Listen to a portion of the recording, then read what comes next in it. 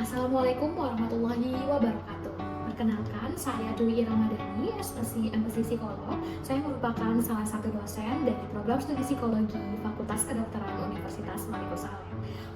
Pada kesempatan kali ini, saya akan menyampaikan PDD UKT-PT, yakni pernyataan diri dosen sebagai bentuk unjuk kerja dalam pelaksanaan Tridharma perguruan tinggi yang terdiri dalam 3 hal. Yang pertama adalah pendidikan dan pengajaran, yang kedua adalah penelitian dan publikasi ilmiah, serta yang ketiga adalah pengabdian kepada masyarakat. Adapun Tridharma yang pertama, yakni pendidikan dan pengajaran. Sebagai pendidik, saya memiliki peran penting dalam mengembangkan potensi mahasiswa dalam hal sikap, pengetahuan, keterampilan umum, dan keterampilan khusus. Di sisi lainnya, saya juga turut mengembangkan dari aspek akhlak dan moral mahasiswa. Dalam proses pembelajaran, saya senantiasa berupaya menciptakan proses belajar yang kreatif, inovatif, dan adaptif dalam terhadap perkembangan ilmu pengetahuan dan teknologi. Saya juga menerapkan metode pembelajaran terkini dan saintifik dalam proses pembelajaran. Selain itu, saya juga menerapkan prinsip transparansi dalam penilaian, serta secara konsisten melakukan evaluasi pembelajaran untuk memastikan pencapaian kompetensi mahasiswa sesuai dengan capaian pembelajaran pada mata kuliah. Pendekatan kelompok maupun personal juga dilakukan guna memenuhi proses pembelajaran yang inklusif sesuai dengan kebutuhan peserta didik. Adapun Tridharma yang kedua, yakni penelitian dan publikasi ilmiah. Dalam bidang penelitian, saya melaksanakan kegiatan akademik yang mencakup penelaahan teori, pelaksanaan asesmen, serta identifikasi kesenjangan antara teori dan praktik. Dari proses tersebut, saya menyusun kesimpulan dan mengembangkan hasil menjadi karya ilmiah yang dipublikasikan di jurnal nasional maupun internasional. Proses ini menjadi bagian penting untuk mengembangkan keilmuan dan kontribusi terhadap kemajuan ilmu psikologi, khususnya dalam ranah aplikatif. Kegiatan penelitian ini juga saya lakukan dan fokuskan sesuai dengan kepakaran maupun keminatan saya. Pada Tridharma yang ketiga, yakni pengabdian kepada masyarakat, sebagai bentuk implementasi keilmuan di luar kampus, saya juga aktif dalam melakukan kegiatan pengabdian kepada masyarakat dengan menerapkan pengetahuan dan hasil kajian psikologi secara langsung untuk menjawab kebutuhan dan permasalahan masyarakat. Kegiatan ini saya lakukan secara individu maupun kolaborasi dengan dosen bidang lintas ilmu lain. Pada kesempatan kali ini, di kegiatan micro-teaching, saya akan membawakan contoh pada mata kuliah Psikodiagnostik 1, yakni observasi dan wawancara. Mata kuliah Psikodiagnostik 1, observasi dan wawancara merupakan bagian dari mata kuliah wajib yang disajikan pada semester 3 dengan bobot SKS sebanyak 4 SKS, dan mata kuliah ini merupakan mata kuliah praktikum dan bertujuan untuk membekali mahasiswa dengan kompetensi menguasai materi profesi sarjana psikologi terkait observasi dan wawancara dalam proses psikodiagnostik. Adapun tujuan pembelajaran dari mata kuliah ini adalah agar mahasiswa dapat memahami secara mendalam konsep-konsep dan teknik observasi termasuk maupun wawancara termasuk dalam beberapa hal. Yang pertama, pengertian dan memahami serta menganalisis prinsip dasar observasi dan wawancara. Yang kedua, menganalisis teknik-teknik observasi dan wawancara yang dibutuhkan, melakukan pengamatan maupun pencatatan terhadap perilaku verbal dan non-verbal, serta melakukan analisis strategi dalam merancang proses observasi dan wawancara, serta melakukan pelaksanaan praktik observasi dan wawancara secara langsung di lapangan, mulai dari menyiapkan, merancang, melakukan, hingga menganalisisnya. Metode pembelajaran yang digunakan adalah case-based learning yang memungkinkan mahasiswa untuk belajar secara aktif melalui studi kasus dan pemecahan masalah nyata yang relevan dengan konteks profesional psikologi. Untuk mengikuti mata kuliah ini, mahasiswa harus telah menempuh dan lulus mata kuliah prasyarat yaitu Psikologi Umum 1 dan Psikologi Umum 2 guna memastikan pemahaman dasar psikologi telah dimiliki sebelum melangkah ke praktik observasi secara lebih mendalam. Demikian penjelasan saya, terima kasih atas perhatiannya. Wassalamualaikum warahmatullahi wabarakatuh.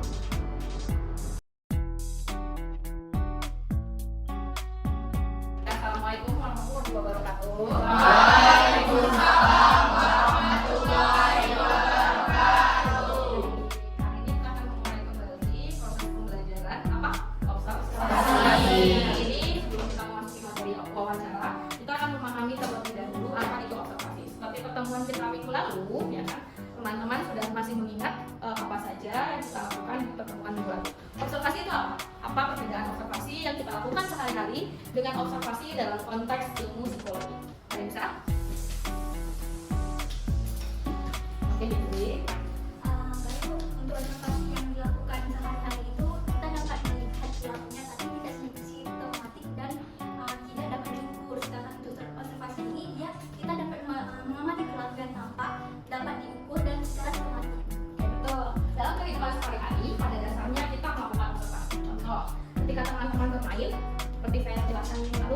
duduk di lapangan, kakak itu pakai baju pink ya, sepatunya kok matching ya sama bajunya, terus jilbabnya juga matching ya. Itu adalah bentuk observasi yang dilakukan secara alamiah. Namun berbeda dengan konteks yang kita lakukan dalam ilmu psikologi. Apa itu? Harus sistematis dan ilmiah serta terukur. Oleh karena itu, kita hari ini akan mempelajari bagaimana konteks observasi dalam pemeriksaan psikologis dan apa saja metode-metode observasi yang biasanya kita lakukan untuk pemeriksaan psikologis. Oke. Next. Lalu setelah kita mempelajari apa sih fungsi observasi dalam pemeriksaan psikologis? Nah, psikologi sebenarnya. Sebelum kita ngomong tentang psikologis, kita ngomong dulu dalam psikologi. Ada dua. Kalau kita teman-teman ikut nonton seminar, sidang skripsi, teman-teman pasti memperhatikan ya. Oh, kok ada ya salah satu terutama penelitian kualitatif menjelaskan metode yang digunakan adalah metode observasi sebagai data primer atau sekunder. Kenapa? Karena dalam konteks penelitian, nyata observasi juga kita gunakan ya sebagai alat untuk membangun, menguji, membuktikan suatu teori dan mengumpulkan data. Oke. Nah, lalu bagaimana nih dalam konteks psikologis atau pemeriksaan psikologis? Apa saja? Siapa sih yang bisa menggunakan? Pertanyaan saya. Tenaga profesional, like you, seperti teman-teman semuanya, yang nanti tentunya akan bertugas sebagai asisten psikolog. Apalagi psikolog apabila nanti sudah melakukan proses S1+ atau sarjana profesi. Asisten psikolog, kemudian HR yang kemudian dalam proses-proses misalnya ada DD dan lain sebagainya akan melakukan proses pemeriksaan psikologi atau observasi. Oke. Dalam konteks diagnostik atau asesmen digunakan untuk menafsirkan sejauh mana kemampuan individu berfungsi dengan baik atau adakah ketidakberfungsian pada kemampuan kurang optimalnya atau kurangnya optimalnya kemampuan tersebut. Melihat area mana individu membutuhkan dukungan, bantuan, pengembangan sehingga dapat diketahui tahapan lanjutannya yang akan dilakukan melibatkan frekuensi, durasi, dan intensitas. Ingat, minggu lalu saya menjelaskan observasi yang kita observasi itu apa? Tingkah laku. Nah, tingkah laku itu apa saja yang kita observasi? 3 hal. Durasi, frekuensi, dan intensitas. Frekuensi, durasi, dan intensitas. Frekuensi itu apa? Durasi itu apa? Waktu. Intensitas itu selangnya waktunya kapan dia dilakukan? Misalnya pagi, malam, dan selanjutnya. Nah, kalau kita highlight, ada nggak kata-kata istimewa dari kalimatnya cukup panjang ini? Apa? Betul. Apa? Ketidakberfungsian. Apa itu ini? Ya. Jadi kita bisa melihat bagian mana kira-kira manusia itu berfungsi secara optimal dan tidak berfungsi secara optimal. Contohnya yang berfungsi optimal, oh ternyata ini mampu. Berarti apakah perlu dipertahankan atau dikembangkan kembali? Tapi kalau tidak berfungsi secara optimal, berarti kita tahu dasar dari pengembangan intervensi. Kalau itu fungsinya untuk penanganan. Jadi asesmen ini apakah hanya untuk dikumpulkan saja? Kan ada tujuannya ya. Untuk pemeriksaan psikologis itu ada tujuannya. Apakah hanya untuk memeriksa atau sampai ke tahap penanganan atau intervensi? Ini adalah ada nggak kata-kata lain, kata yang kira-kira bisa kita highlight? Betul. Jadi yang membutuhkan dukungan. Apakah hanya dukungan? Seringkali kita melihatnya itu yang negatif ya. Jadi yang membutuhkan dukungan. Padahal di sini ada pengembangan. Artinya, gitu ya, bagi individu yang mungkin terobservasi dia ketidakberfungsiannya tidak terlalu bermasalah, maka dari itu dia membutuhkan yang namanya pengembangan. Oke, next ya. Nah ini yang harus saya tekankan kepada teman-teman yang mungkin melakukan proses observasi atau yang saat ini sedang menjalankan peran sebagai seorang sarjana psikologi, bahwa observasi itu adalah senjata utama yang sangat erat kaitannya dengan psikologi. Jadi kalau kita pergi kemana-mana, makanya seringkali orang mengatakan anak psikologi ya, berarti bisa ramal saya ya, benar tidak? Benar. Bisa melihat saya ya, gitu. Nah, karena apa? Karena pada dasarnya kita mempelajari keilmiahan teknik-teknik observasi, betul. Karena kita tahu bagaimana ilmiahnya, jadi bagaimana tahapan-tahapannya. Sebenarnya itu jawabannya, bukan karena kita seperti Mama Loren, enggak, tapi karena kita mempelajarinya.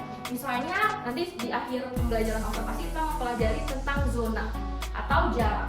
jarak yang intim itu yang seperti apa, jarak yang aman itu yang seperti apa, jarak umum antar orang lain itu seperti apa. Ketika kita sudah tahu pakem-pakem itu, ya wajar ya kita bisa menaksir perilaku orang lain. Maksudnya menaksir sini bukan suka, tapi memperhatikan dan memperhitungkan perilaku orang lain sehingga bisa menarik kesimpulan tentang data observasi. Di sini bisa dipahami? Oke. Next, karena fokusnya pada perilaku manusia, sehingga perilaku itu adalah yang diamati segala gerakan verbalnya yang dapat diamati. Kenapa dapat dilihat, didengar, dihitung, dan diukur? Karena apa? Karena dalam observasi itu kita menggunakan apa? Inderaan kita. Indera apa saja yang berfungsi dalam proses observasi? Peraba dibutuhkan tidak? Dibutuhkan. Contoh, kita melihat ada anak yang kemampuan menulisnya terbatas. Sehingga apa? Kita lihat apakah dia mampu memegang pensil. Dari mana? Dari kita lihat. Kita sentuh dulu tangannya, kita lihat. Satu yang pertama. Yang kedua, ternyata tekanannya dia nggak mampu mengayunkan. Kita lihat di bagian belakangnya barangkali. Ada nggak timbul atau mungkin jejak yang ditimbulkan? Atau ada anak yang cemas ketika membaca? Kita lihat ketika menulis ternyata menekan tulisannya cukup kuat. Berarti itu apa? Menandakan anak tersebut bisa jadi takut. Sampai di sini bisa dipahami bahwa indera kita itu berfungsi dalam proses observasi. Nah, tahapannya teman-teman ini ya, ada 1, 2, 3, 4, 5, 6, 7, ada 7. Yang pertama, menetapkan tujuan maksud dan tujuan observasi. Kenapa? Karena kalau kita jelas ya judul pengertian dari observasi, pengertian dari observasi sendiri adalah proses pengamatan yang dilakukan secara ilmiah, terstruktur dan sistematis. Nah, sehingga karena dia dilakukan secara sistematis, maka harus ada oke, harus ada dasar teori. Karena dia juga secara terstruktur dan teramati, maka dia harus ada data yang akan diamati. Pengukurannya seperti apa, subjek yang dikenakannya bagaimana, dan cara pengambilan datanya seperti apa. Lalu pengolahnya bagaimana. Hari ini kita akan mempelajari bersama kamu. Oke, ada pertanyaan?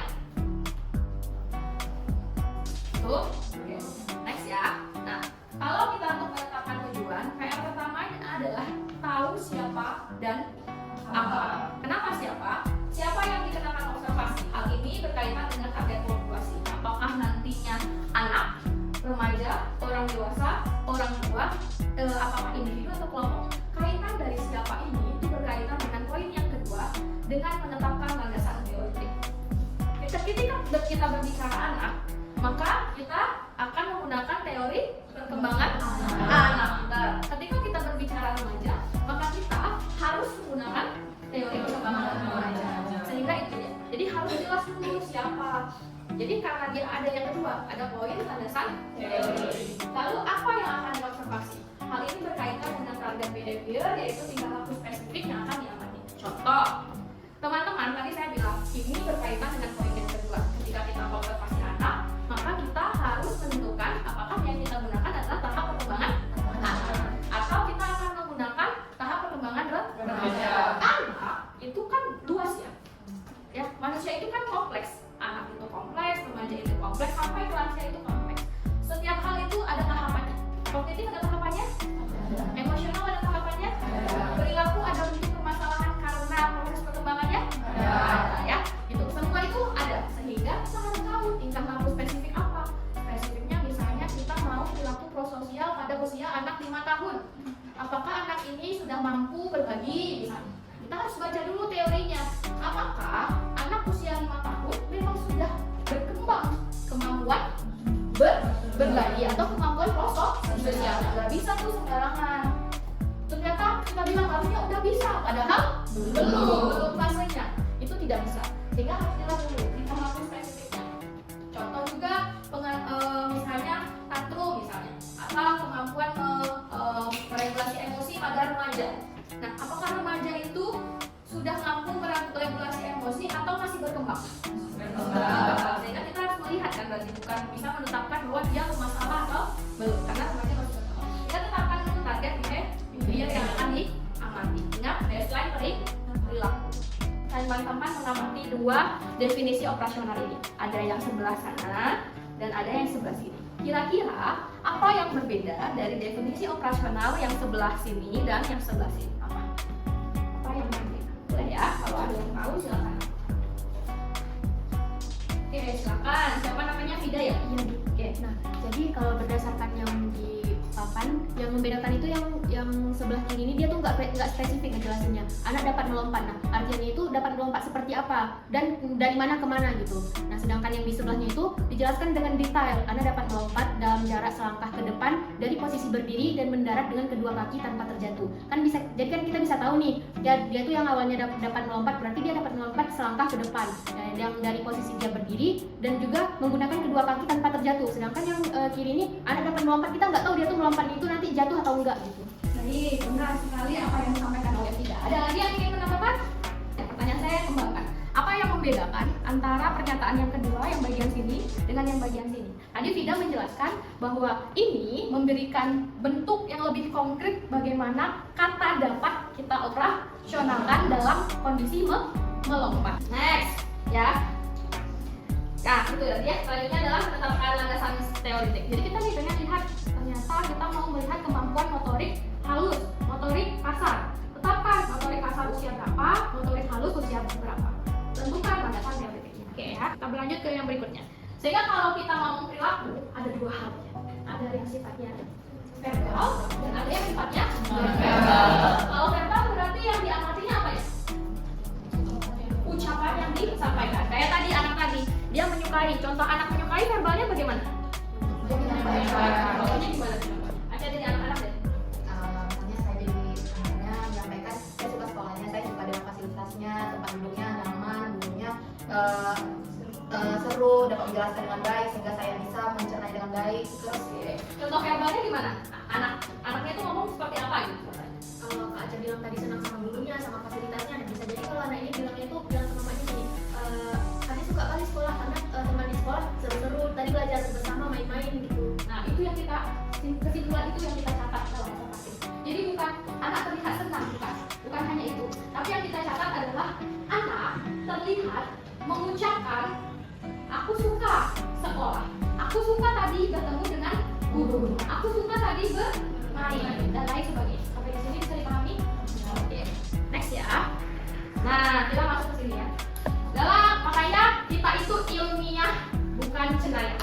Itu yang harus kita tekankan ke orang-orang umum. Kenapa kita ilmiah? Karena kita menetapkan semua jenis pengukuran dan memahami bagaimana teknik observasi yang sebenar-benarnya sehingga kita bisa menarik kesimpulan atau menarik data terkait suatu kondisi. Ada apa saja teknik pengukuran dan pencatatan? Yang pertama ada tailing, charting, graphing, kemudian checklist, rating scale, anekdota, naratif, diary, dan participation chart. Oke, sebelum saya menjelaskan satu persatu atau nanti teman-teman akan menjelaskan secara berkala, ada yang tahu apa saja perbedaan atau ada yang tahu satu atau di antara setiap teknik itu? Ada yang tahu apa aja? kalau misalnya yang behavior telling itu tipe pengukuran atau pencatatan data yang berdasarkan jumlah, tapi dari tingkah laku yang diskrit, kayak misalnya memukul, menendang, mencubit, itu bisa diukur dengan tingkat penjumlahannya, misalnya berapa kali memukul, berapa kali mencubit. Terus ada juga dilihat dari perilaku non diskrit itu kayak misalnya menangis, itu nggak bisa ditentukan durasinya berapa lama, kayak kayak menangis, terus ya seperti itu. Lalu yang kita ukur apa? Kalau yang pertama berarti diskrit itu apanya? Berapa kali frekuensinya? Kalau yang non diskrit itu durasinya. Ucap tepuk tangan dong. Oke, jadi itu ya, itu ada dua teknik. Jadi kalau kita lihat teman-teman, 1, 2, 3, 4, 5, ada berapa? 7. Nah, 4 di atas, 3 di atas itu sama 1 di bawah ini. Kira-kira itu nama tekniknya berfokus pada apa ya? Pengukuran. Karena dapat diukur. Selanjutnya yang 1, 2, dan 3 itu apa? Seperti yang ada di buku ya, jelas bahwa teknik behavioral telling, chart checklist, rating scale, dan participation chart itu adalah teknik pengukuran karena di dalam tekniknya tersebut bisa diukur. Sementara di anecdotal record, observasi yang sifatnya mencatat atau dicatat. Oke, sekarang kita akan melakukan proses pembelajaran secara mandiri dan berdiskusi bersama kelompoknya, gitu ya. studi kasus tentang case movie observation atau review film berdasarkan film. Ya, teman-teman diminta untuk menganalisis sebuah film dan melakukan proses observasi terhadap film-film tersebut. Film-filmnya diantaranya ada 3 ini dan yang lainnya yang sudah saya kirimkan ke komite dan di-share kemarin ke teman-teman. Oke, lakukan juga diskusi kelompok dan dianalisislah metode observasi yang tepat untuk masing-masing film. Sampai di sini ada pertanyaan? Jelas? Clear? Oke, silakan dilakukan proses diskusi dengan teman-teman yang ada di sebelah.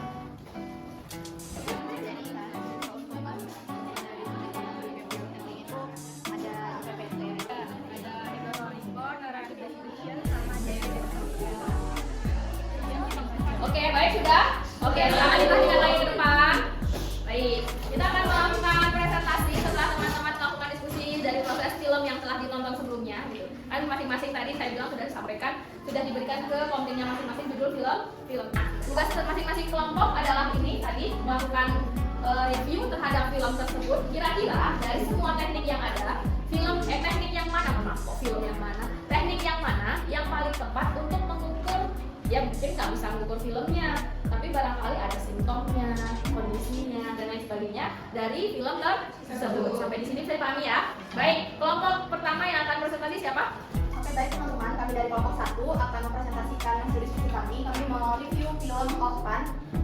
Di sini kami memakai teknik pengukuran dan teknik pencatatan data, semua teknik. Tapi kami lebih fokus pada film Orphan ini pada teknik behavior tally dan charting.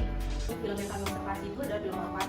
Di sini ada beberapa perilaku yang muncul yang kami gali di dalam film ini. Nah, yang pertama di sini ada perilaku diskritnya. Dia Esther ataupun pemeran dalam film Orphan ini memunculkan tingkah laku mengumpul binatang. Nah, itu di hari kedua dan jumlahnya itu satu kali pengumpulan. Nah, ini kan dikatakan diskrit karena tidak ada frekuensi waktunya. Nah, kalau misalnya non diskrit itu masuk ke tingkah laku di hari yang kedua, hari pertama, hari ketiga dan di hari ke-8 itu Esther melukis. Nah, melukisnya itu di hari yang pertama total waktunya itu ada 202 detik. Nah, yang di hari ke-8 itu ada 33 detik dan yang hari ke-8 itu ada 32 detik. Nah, ini yang dikatakan dengan perilaku non diskrit. Terus Esther juga melakukan tingkah laku non diskrit yaitu berteriak itu pada hari ketiga, durasinya itu selama 11 detik. Terus Esther juga melakukan tingkah laku diskrit pada hari keempat yaitu mendorong orang lain. Itu totalnya 1 kali mendorong orang lain, yang pada hari ke-6 juga 1 kali dan pada hari ke-9 juga 1 kali Esther mendorong orang lain. Terus perilaku non diskrit yang dilakukan Esther selanjutnya itu yaitu bermain piano. Pada hari ketiga itu selama 15 detik durasinya, pada hari ke-6 itu selama 23 detik. Terus selanjutnya itu perilaku diskrit yang dilakukan Esther yaitu memukul orang lain, totalnya itu pada hari ke-6 Esther memukul orang lain totalnya 9 kali.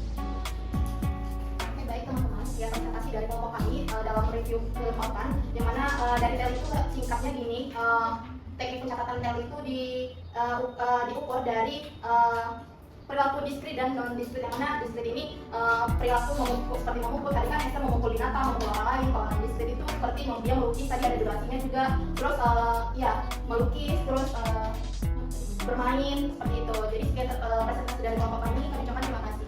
Oke, terima kasih banyak. Sedikit ya dari data dari teman-teman. Oke, dalam bentuk observasi betul sebenarnya melukis itu bisa kita hitung observasi. Namun ingat konteks yang kita ingin lakukan observasi itu apa? Kita harus ingat ada hal kedua, yaitu menetapkan landasan teori. Nah, kira-kira dari data teman-teman ini landasan teorinya sudah ada belum? Ya, kira-kira apa yang ingin diobservasi? Ingat yang pertama, menetapkan tujuan observasi. Kira-kira tujuan observasinya sudah ada belum? Belum. Nah, itu yang kita review ya. Oke, berarti tetapkan tujuan. Dan sudah ditetapkan tujuan, kami ingin mengobservasi bentuk gangguan psikologis X misalnya pada Esther. Berarti kan itu tujuannya. Berarti landasan teoritisnya gangguan psikologi Esther tersebut. Bisa dipahami? Bisa dari saya. Berarti ini yang kurang. Oke, next kelompok berikutnya. Assalamualaikum warahmatullahi wabarakatuh. Waalaikumsalam warahmatullahi wabarakatuh. Baik, pada kesempatan ini kami dari kelompok 2 dengan pencatatan checklist akan mereview film yang berjudul The Return of Superman Chapter 532. Kami menggunakan landasan teori yaitu dengan teori psikososial Erikson. Pada teori ini Erikson membahas mengenai salah satu fasenya yaitu initiation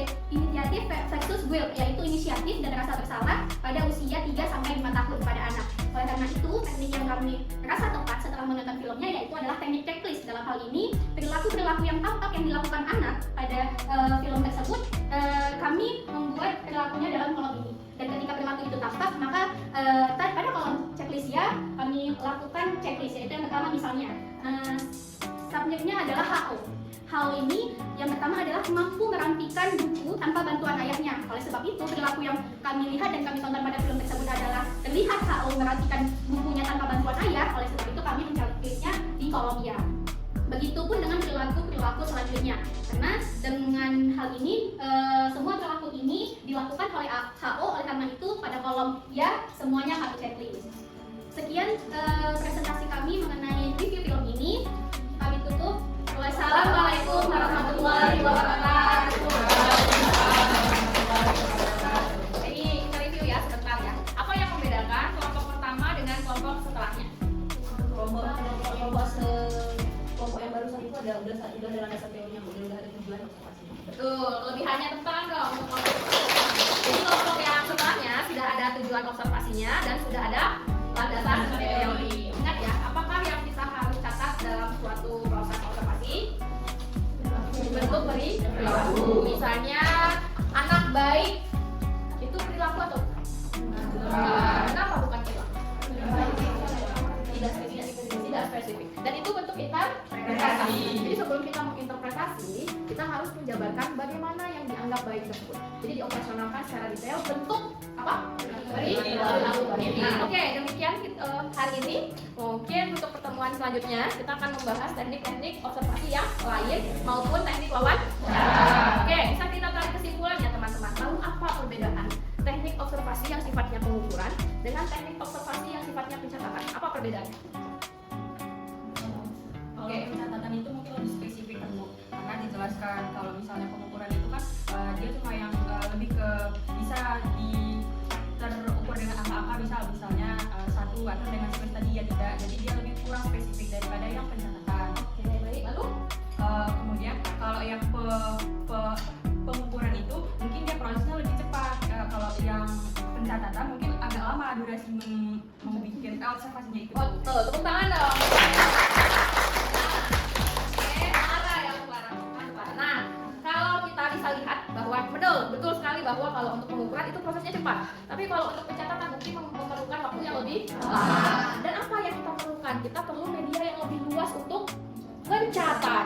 Karena kita nggak bisa menggunakan kertas yang sifatnya cuma sebesar kecil-kecil ya. Karena kita harus mencatat secara langsung dan secara detail kalau dia sifatnya anekdotal. Kalau naratif gimana ya? Berarti kita harus mencatat secara lengkap dan panjang gitu ya. Nah, beda dengan yang namanya teknik pengukuran. Waktunya bisa lebih cepat, tapi persiapannya juga lebih banyak. Kenapa contoh? Checklist. Ketika kita buat checklist, apakah bisa langsung di tempat membuat item checklist? Apa dulu yang harus kita siapkan kira-kira?